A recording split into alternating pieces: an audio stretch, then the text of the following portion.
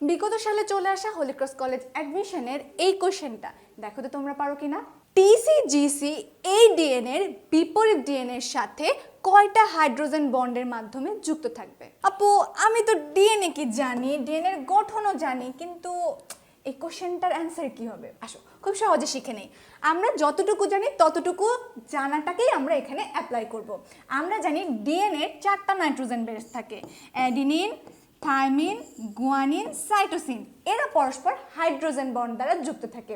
Adenine থাইমিনের সাথে 2টা hydrogen bond দ্বারা যুক্ত থাকে এবং গুয়ানিন এবং সাইটোসিন পরস্পর 3টা হাইড্রোজেন বন্ড দ্বারা যুক্ত থাকে।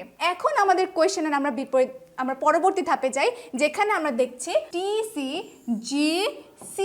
এই সূত্রের বিপরীত সূত্র। তাহলে বিপরীত সূত্রটা কি হবে? এ জি সি এন্ড জি এই বিপরীত সূত্রের সাথে কতটি হাইড্রোজেন বন্ড দ্বারা যুক্ত? কাউন্ট করি চলো। 1 2 3 4 5 6 7 8 9 10 11. So the answer is 11. এরকম আরো অনেক ইফেক্টিভ গাইডলাইন পেতে যুক্ত হও আমাদের এনডিসি হোলিক্রস কোর্সটিতে। Keep watching, keep learning.